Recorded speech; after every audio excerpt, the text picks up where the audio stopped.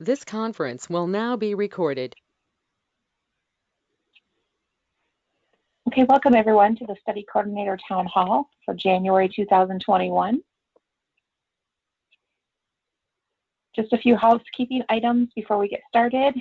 We are recording this Town Hall and it will be available on the study website in BaseCamp. If you're not speaking, please mute your phone. The recording will be available on the study website in BaseCamp when it's available at the end of the week. And if you want to ask a question and don't want to speak, you can use the chat function that is found in the right-hand side of your screen, or left-hand, depending on how you have your screen open. Okay. So for the agenda today, we're going to be going over the Patient and Family Advisory Council members' needs. And then Julie will be discussing regulatory. Vivian will be going over SMS and participant dashboard. And then I, Melissa, will be going over the MOP and GMLink updates. And we also have on the phone Deb Gibson and Laura Mariani. They are both investigators from the DCC and will be happy to help us with any questions that you have.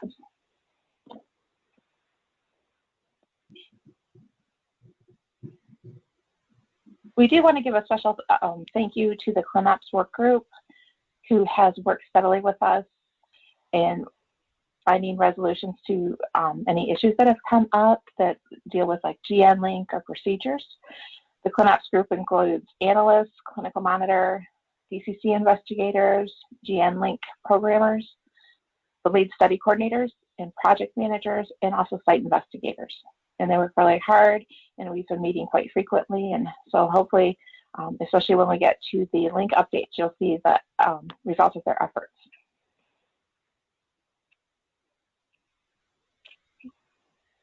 For the QRGN Patient and Family Advisory Council, one of the QRGN aims is to include patients and family caregivers in study governance and research agenda setting. The council was launched during QRGN 1, but now we need to have more members, children and adults. The Zoom meetings last approximately about an hour, and they occur 3 times annually. And the members are also invited to the consortium-wide investigator meetings. So if you have anybody that you feel would be good to fit for this committee, please identify them and share their contact with the patient, family, caregiver permission, or just help the patient and family to contact us, and they can email the QRGN-PAC leads@umich.edu. And this information will be in the recording that's put online.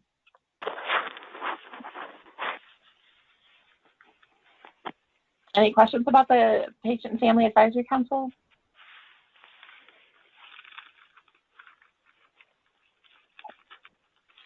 So I'm going to go ahead and turn this over to Julie, who will go ahead and cover regulatory. Hello, everybody. So we're going to just talk about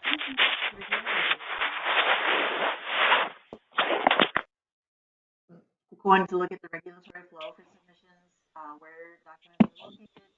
I'm going to give just a brief explanation. I'm sorry, Julie? Yeah? You're very hard to hear. Oh, there you go. I don't know why. Okay. You can hear me okay? We can hear you great now. Thank you. The difference of 2 inches of the monitor. Okay. So anyway, we're going to talk about the regulatory flow for submissions. We're going to talk about the location of documents.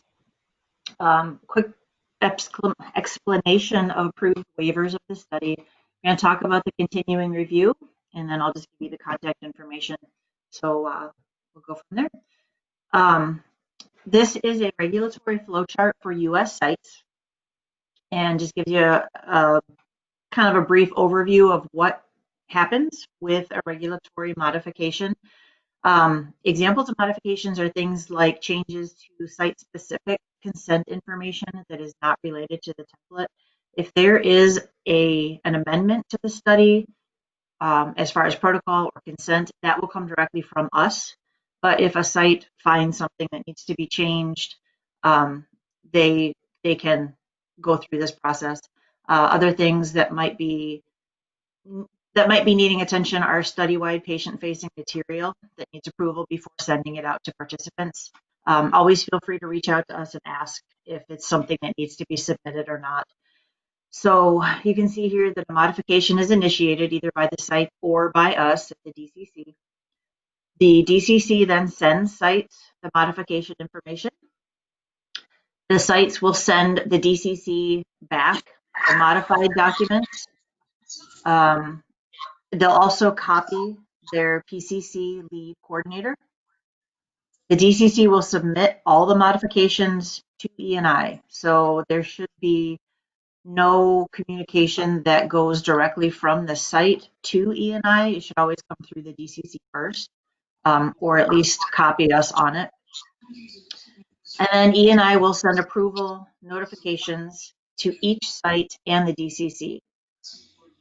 If there's ever a question as to whether or not you received something in error or didn't receive it, again, just reach out to the DCC regulatory email that I'll give you at the end here. Also, just a note that this is for US sites only. The international sites have their own review boards and they are submitting directly to them. But always please copy the DCC regulatory on this, on any information that you send. Next slide. So the submission schedule for the SIRB for E&I is that we are trying to batch together any submissions that we have. So we're hoping to decrease the amount of submissions that we do. We're hoping to send every other month if we can. However, if there is an urgent change that needs to occur, such as a change in PI, or if there's an amendment that comes out from us to the sites, then we will send them in on an emergent basis as needed. The next submission we are planning is in February, unless something comes up sooner. Next slide, please. So the location of the approval letters, we are putting all of the approval letters that are study-wide that affect all sites. We are uploading them to BaseCamp. They are going to be in the QRGN headquarters file under Docs and Files in the folder labeled 3.0 SIRB IRB documents. We're also going to put a copy of the application form that we fill out when we send the submission to E&I so that any site can see what exactly was requested and changed. The approval letters that we get back are dated and each modification is given a new code. So each letter has basically a different name. You can see here the HIPAA waiver approval is labeled 20038-01M. The 2003 is the QRGN code for E&I, and then the things that will change are the letters after the 01s. So you'll be able to tell each one is a different letter. The approval document section of the letters is additive. So if you happen to notice on approval documents, your list will keep growing of documents that are approved for use in the study. If we add new documents, they will be listed at the end of the list and they will be in bold. Site-specific approval letters will be stored at the DCC. Sites will receive this email as well, but we will always keep a copy, and sites should keep a copy on their end as well in their files.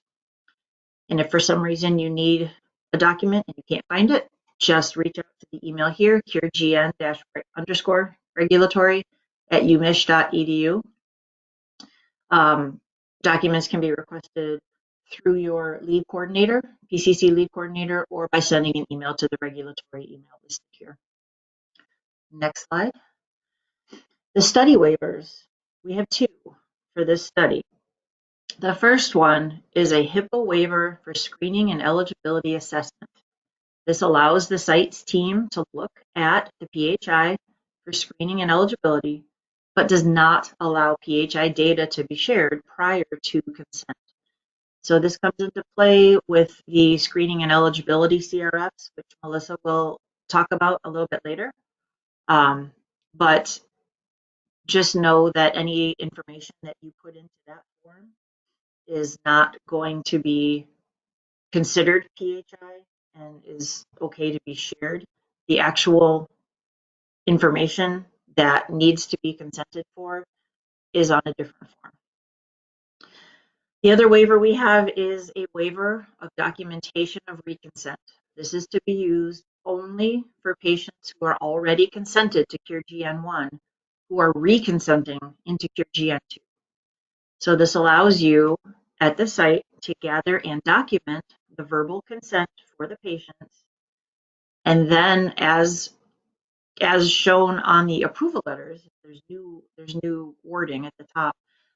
We expect a signed consent, wedding signature at the earliest opportunity. So for example, the next in-person study visit.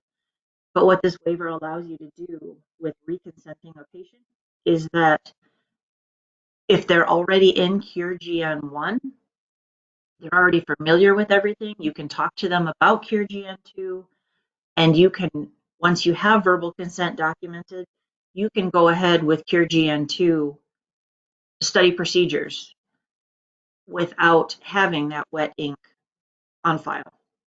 Again, this is only for patients who are already consented to QRGN 1, reconsenting into QRGN 2. Next slide, please. So then the upcoming study IRB scheduled continuing review. The SCR is due April 6th, 2021. So that is approximately 75 days from now, I think. E&I will be contacting each site at the 60-day time point. So prior to expiration, you should expect an email from E&I with instructions on what your site needs to do. They will provide you a form to fill out with study information for your site.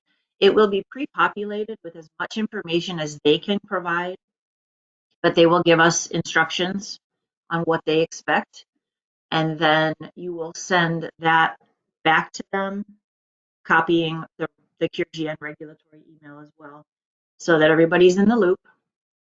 International sites should follow their local procedures to maintain IRB approval, and I know we already have at least one who is in the process of doing that. So again, if you have any questions, if you need more information, if the forms are not clear, please reach out to us at the DCC and ask whatever question you need to ask. Next slide. Okay, so then contacts. Please send all communications for regulatory questions or concerns through the general email. This email, QRGN_regulatory@umich.edu, will go to me. It will go to Vivian Kurtz, the project manager, and it'll go to Melissa Sexton as the regulatory backup. And one of us will respond to you as soon as we're able. I think that's it. The next slide should be questions. So does anybody have any questions? And if you think of something later, please don't hesitate to reach out to me and ask, or if anybody. Yeah. I have a question. For the reconsent, you specified that the expectation is to get a signature at the next in-person visit. So just to clarify then, anybody who reconsents with the intention of only doing the remote-only cohort or only reconsenting to the chart extraction-only cohort, those signatures need to be collected via mail then? Yeah, sorry, I should have been more clear on that. Yes, if a patient is not ever going to be seen, or you can't work out a way at another visit to collect it, then that needs to go through the mail. So you'll just need to work it out with the patient. The easiest way to do that, sending them a copy of the consent with a stamped addressed envelope for them to send it back. Thank you for clarifying that. Sure. Any other questions?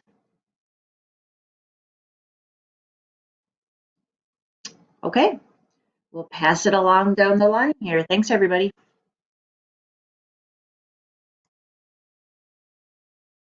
All right. Hi, everyone. This is Vivian. I'm going to go over the QRGN SMS and dashboard. So first up, consent to SMS. It is part of the consent form, and you can opt out of SMS data collection, but there isn't a separate opt-in. If a participant provides you with their email, or excuse me, with their phone number, and they do not select the opt-out box, then they have consented to opting into SMS. Now for SMS and email preferences CRF, that's where you put in the SMS information. This is the cell phone number, preferred language, time and day preference, and then if there are any vacation pauses, so then the programmers know not to send text messages during that time. This is also where coordinators will put the contact information to receive the SMS alerts. The SMS alerts are the failure to respond to SMS within a week of receiving, and then indication of new or worsening disease activity. This is where it initially had said medical alert, but it's just going to be email contact for SMS alerts. And so you'll have the study coordinator information here, and any other relevant study contact that you would like to know, like to have any alerts sent to them. Next slide. This is the SMS content and schedule. The frequency is monthly for all texts, and the alerts will be for the edema status, any changes or new onset, and then reminder alerts if a patient or if a participant hasn't responded in a week. Next slide.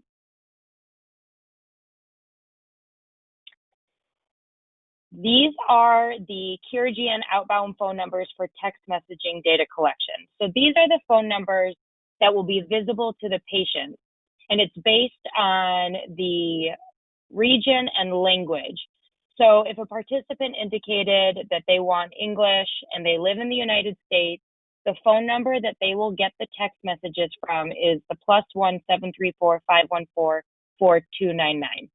And so once they get this initial text message, they can update their contacts to say QRGN instead of just having it be the phone number, but it will always be that phone number if you're USA in English, and then going down following that pattern. Next slide. Patient dashboard. So the patient dashboard uses study data, not just SMS data, but other data. And it is accessed by the participant email. So it does not have anything to do with SMS participation. SMS and dashboard participation are separate. Participants will receive an email invitation and a link in their email to have their initial access to the dashboard. So in the SMS and email preferences CRF, this is where the participants will provide that email address in order to be able to log in. If participants choose not to provide their email, they just won't have access to their dashboard, and they won't be able to do the ePros any longer, because that same email is what's used to send them the ePro information. So if they don't provide an email for dashboard, they'll also have to do the paper versions of the PROs. If a participant doesn't provide their email initially, they can request access for their dashboard at any time. Next slide. And this is just an example of what an email will look like that a participant will receive.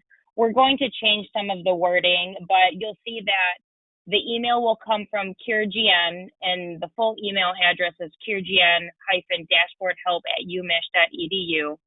It won't have any identifiers.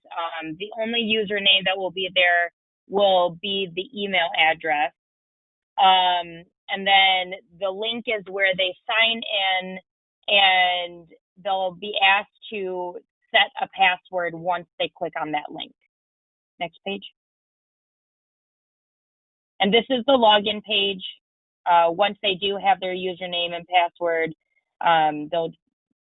this is what they'll see to log in. Next page. And then this is the dashboard. So you'll see that it's just a patient ID, participant ID at the top, and there are 5 graphs in total with the news feed on the right-hand side. So if you scroll to the next slide, this is just the bottom of the page with the extra graph, and then at the bottom of the page is the ability to send messages. Either they have feedback or they're having issues, but those messages will go to QRGN-dashboardhelp@umich.edu. And there are several people on that email, so if it's a program issue, a data issue, or anything, an appropriate person will be notified. Next slide. Oh, that's it.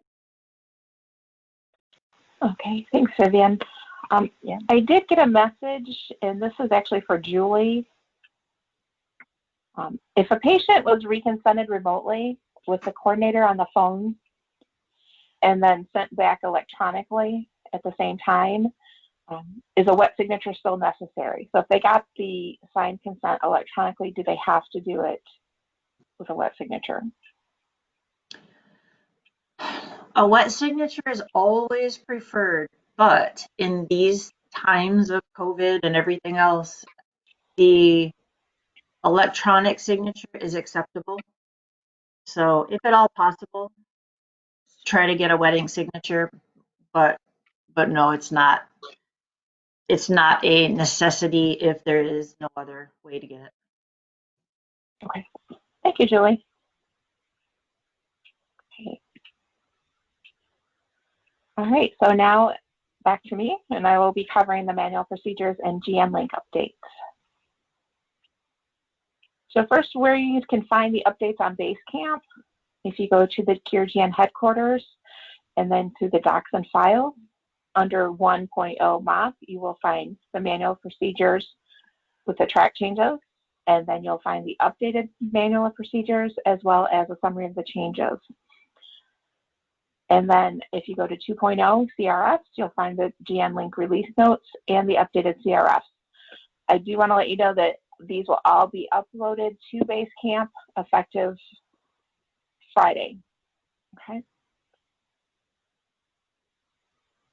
So some of the MOP updates that have been done, we've entered the information about the study website and BaseCamp, as well as some regulatory updates regarding the IRB process for annual review, waiver of reconsent documentation, the screening log, talking about how date of birth is only entered after consent is obtained.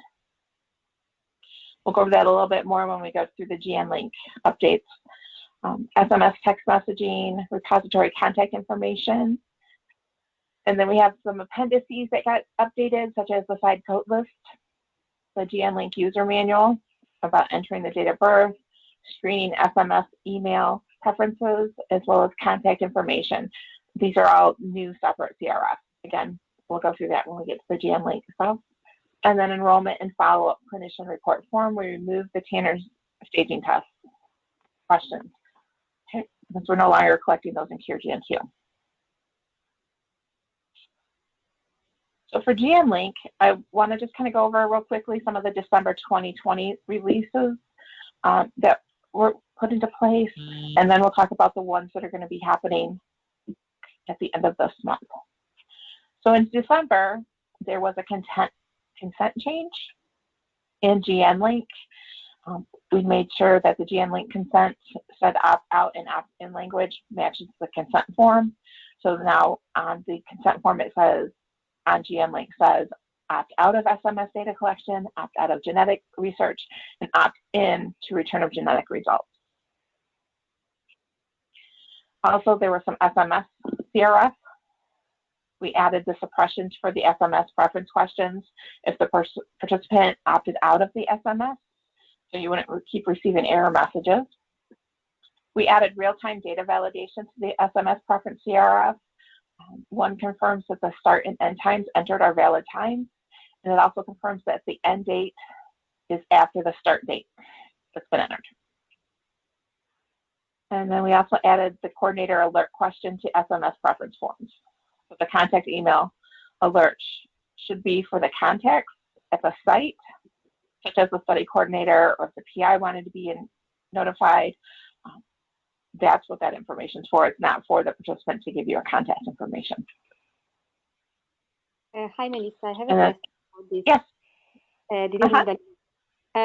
I was wondering, is the subject of this email alert different if the reason for the alert is that the patient is not responding to the SMS, or if the reason is an alert for worsening in condition driven by the edema status? Yeah, so that's exactly what these alerts are for, that are going to the coordinator or whoever the site contacts are that you enter. Those are if they did not respond to the SMS message, and if there was any change in their diagnosis or their symptoms. Like if their symptoms got worse, then that would flag it and you guys would get notified about that.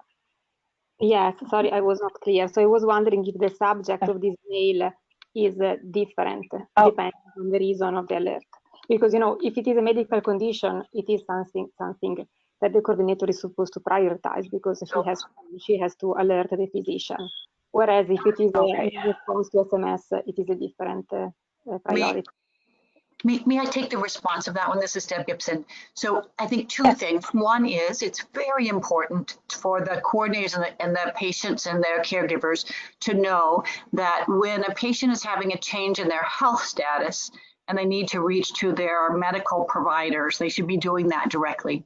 So they should not be thinking that the SMS for QRGN is their way to communicate with their nephrologist or the nurse on their nephrology team for them to become aware of that their disease control is lapsing. Okay, so that's really important. So we collect the SMS data for research purposes. If they're having trouble with their health, they should pick up the phone or enter their clinical, EHR portal and say, hey guys, my disease is out of control, and that should be important.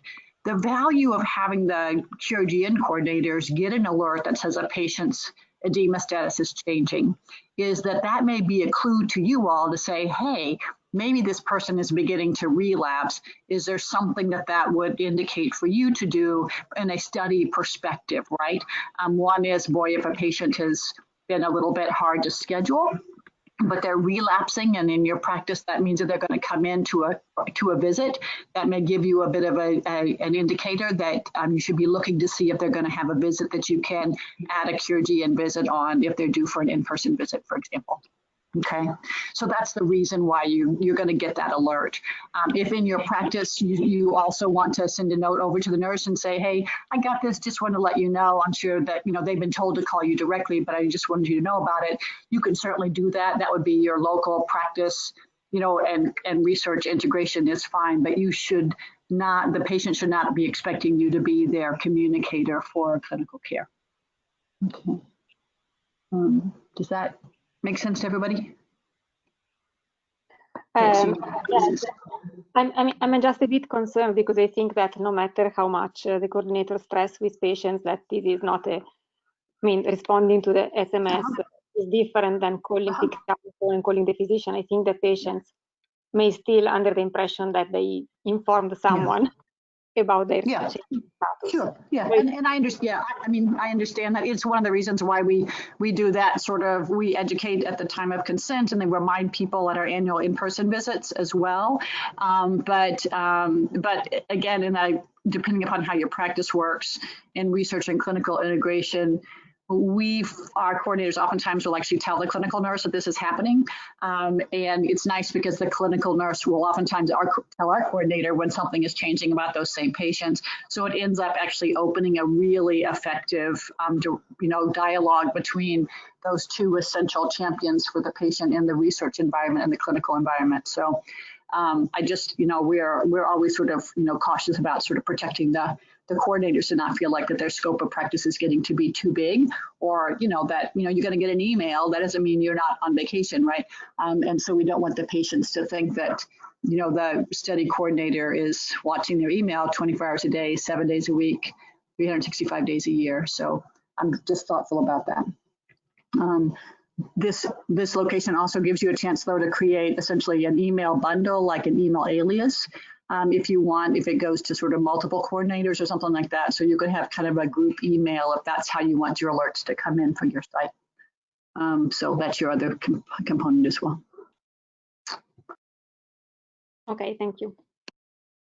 Well, great question. Thank you, Deb.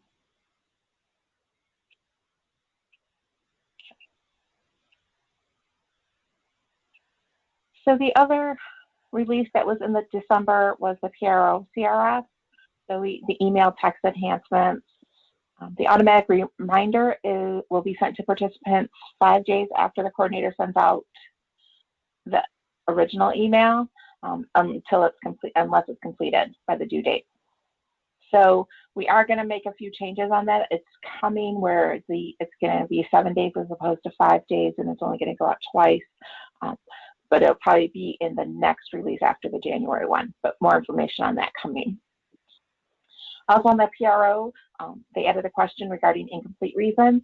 So now instead of just marking it as completed and keeping it blank, you're going to answer the question of why it wasn't completed, such as participant was non-responsive, language barrier, remote visit, PRO is not required, PRO incomplete prior to 12/31/20, participant refused, literacy barrier, research team COVID restrictions, and other specified.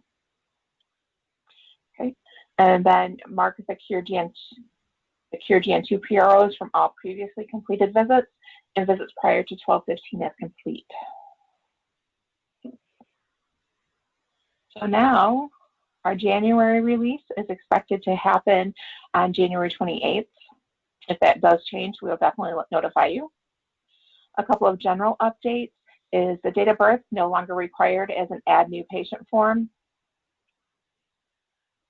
because the date of birth can only be entered once consent is received. So when you're adding someone to the census page with the add new patient button, you'll enter their whatever information, identifying information you'd like to enter in their name. And then you can enter sex and then just hit enter and put them on the census. Once you have consent, you will need to go back in and put in their date of birth. Because we do have that waiver, but the waiver allows the sites to collect that information, not to share it with us. So we got to make sure that we have consent before date of birth is entered into LINK. And also, we have the show hide biosample based on the visit type versus in-person or remote. So if it's a remote visit, it's going to hide the biosamples. Also, the January release is going to for the consent form. So now the screening form was updated to have the consent to show QRGN 1 consent information if they were in QRGN 1, as well as the protocol 2 consent. And then the ADX form that had the reconsent or consent and ad hoc and SMS has now been divided up. And we now have an SMS and email preferences only CRF that has the SMS information that's used for the text messaging and the email that's used for the ePROs and dashboard access. And then we have another ad hoc that is consent information CRF, and this is just for the coordinator and site use only. So the information that you collect for there, that's for you to reach out to the site or to the participant to say, you know, reminder, you need to get this done, or you have a visit coming up, or we need to schedule a visit, but that's just for your site to use. So here's the consent workflow as it stands now. First, you would look to see if there's a new or returning participant. If it's a new participant, you would complete the screening and eligibility CRF, and then go in to complete the ad hoc consent change and SMS preferences CRF. And you'd only enter those as SMS consent and preferences section only. And then you would complete their enrollment visit. For QRGN 1 participant, you would complete the ad hoc consent change and SMS preferences CRF in whole, and then complete their follow-up visit. So to make things a little bit cleaner, and especially if you have to go back and make any changes, this is the new consent workflow, and it looks like there's a lot more steps, but it's still the same amount of steps. We've just made the forms a little bit easier to know which ones need to be completed. So you still want to make sure if it's a returning or a QRGN1 participant. For the new participant, you would complete the screening and eligibility CRF, but just the demographics, the biopsy diagnosis, exclusion criteria sections. And then for the last section of consent, you would complete only the questions E1 through E8. For a QRGN2 participant, or QRGN1 participant that's reconsented into QRGN2, you would still fill out the section A, or you do not fill out sections A, B, and C. Those are automatically going to be pulled over from the QRGN1 screening log. And then the consent to consent, you would want to fill out just section E1 and then E9 through E14. E1 is just a question about if it's a new or returning participant. And then for both of them, you would then go and complete the ad hoc SMS preferences CRF. And again, this is just for the SMS text messages and then the emails for the PROs and the dashboard. And then the other would be the contact information, that information is only used at the site. And then you would either complete their enrollment visit or a follow-up visit. Now with this new procedure, if any changes to the consent are made after the initial QRGN2 consent is given, you'll want to complete an ad hoc consent changes CRF. Okay. So I know that's a lot of information, but is there any questions that you have on this?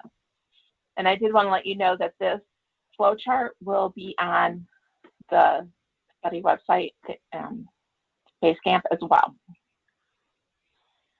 for your reference. So any questions about any of the MOP or the GMLink changes?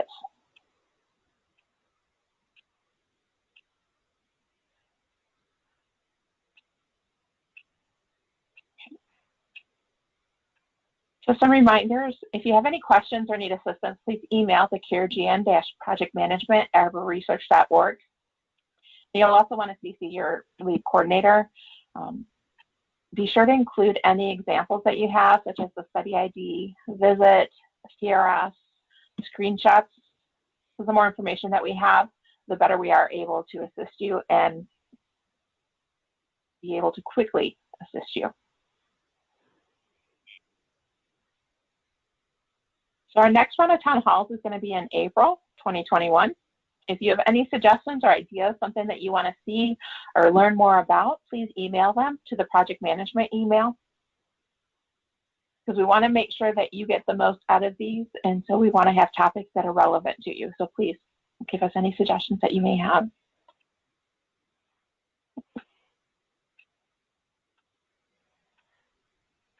Okay, so does anyone have any questions, comments, feedback? Laura, did you want to? Oh, I just wanted to say, everyone,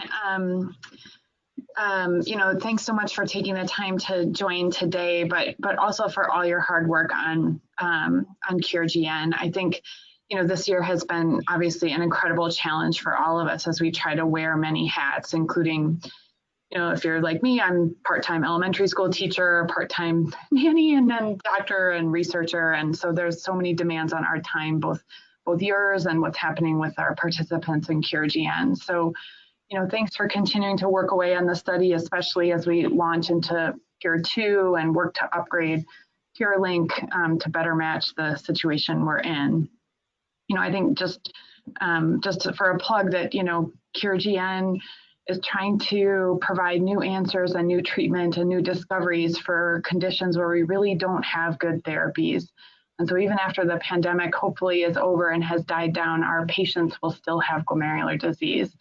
And I think, the pandemic has taken a lot from us, and I would really hope that what it doesn't take from us is what QRGN can do for this population of patients. So anything you can do to keep patients engaged at least a little bit until we make it out of this dark tunnel, I think will be great. And I look forward to being able to use all of the amazing data and samples that you have collected over the years. So that's all I wanted to say. Oh, definitely. And I totally agree with you, Laura. The sites have done a wonderful job transferring from QRGN 1 into QRGN 2 and working really hard to get those participants consented and engaged in QRGN 2. You guys have done a great job, and we look forward to your continued success. And if you need anything, please reach out to us. We're here to help you at any time. Was there anyone else that had any questions or comments?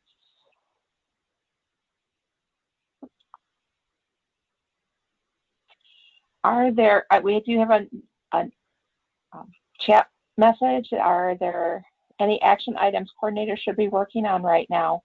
So that is something that you want to check with your PCC specifically, but there are a lot of the QI plans that need to be, you want to make sure that you're following up on. I would say that would probably be your action item, is to just make sure you're continue to work on that reconsenting of folks and just retention in general. So may I just add two more things, right? Identify patient or family caregiver advisors. So that will be number 2, right? So you're reconsenting, you're retaining, and you're identifying patient and family caregiver advisors. These folks get a lot back from that participation, including some updates about the study, a little bit more opportunity to discuss, what's coming, and sort of they're a little bit more in the know. And so it ends up being a really nice opportunities for patients and families to join in. So those 3 items, I guess I would say, in addition to taking good care of yourselves, because we want to also obviously keep you all safe. Yes, most definitely. Thank you, Deb. Okay, well, I want to thank you all for being here. If you would like to, we are going to be covering the same information on Thursday's town hall, and you're more than welcome to attend that one as well. Bring any questions that you have. Okay. And again, if you have any questions, need anything, please just let us know. Reach out to us. We're happy to help. Well, thanks, everyone. You have a wonderful day. Thank you. Bye. Bye, everyone.